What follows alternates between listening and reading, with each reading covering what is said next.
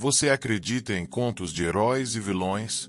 Em guerreiros sagrados marchando para a glória, inspirados apenas pela fé? A história nos ensina que, muitas vezes, a verdade é muito mais fascinante e brutal. Hoje, vamos desenterrar a história das cruzadas.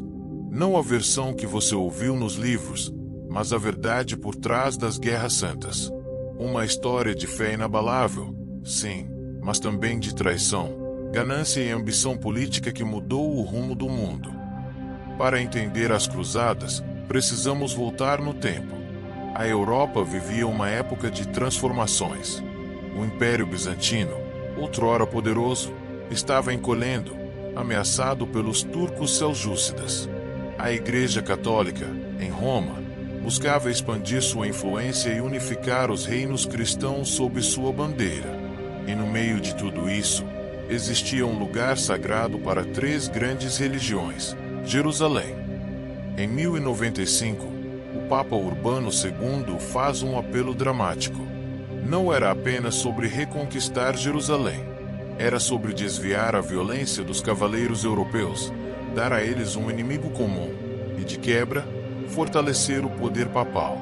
Ele prometeu a redenção total para aqueles que tomassem a cruz. A recompensa, o paraíso, era uma oferta que poucos podiam recusar.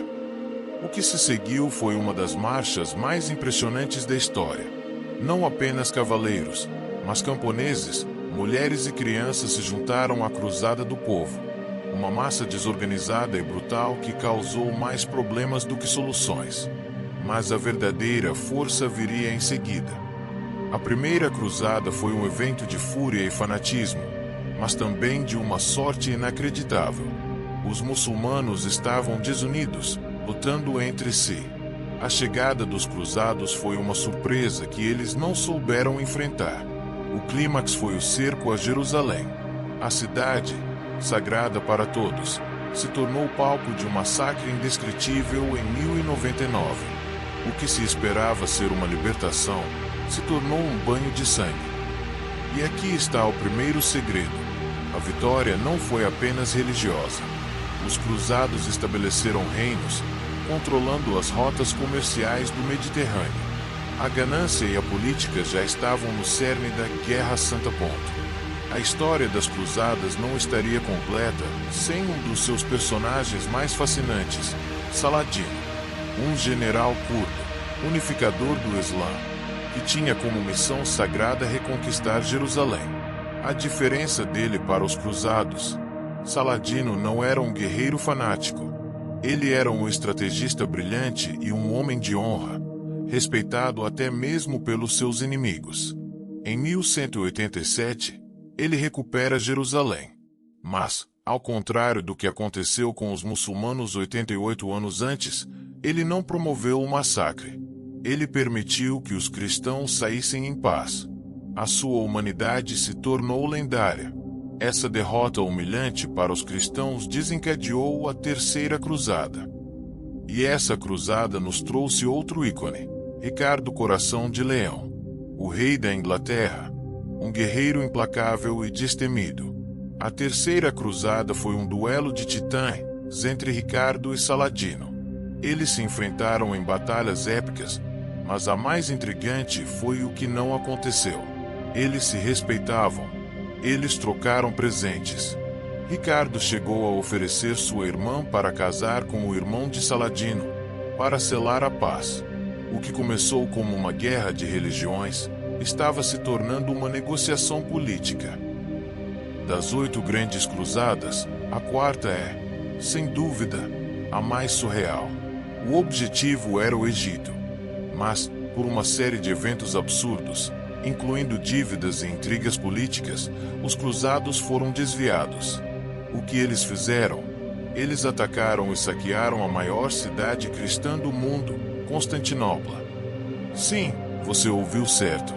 Os guerreiros sagrados de Roma saquearam a capital do Império Bizantino, a cidade irmã de fé. A violência foi tamanha que chocou o mundo. Relíquias sagradas foram roubadas, igrejas profanadas, e a cidade, outrora o centro do cristianismo oriental, foi destruída. Este ato não foi apenas um desastre, foi uma traição.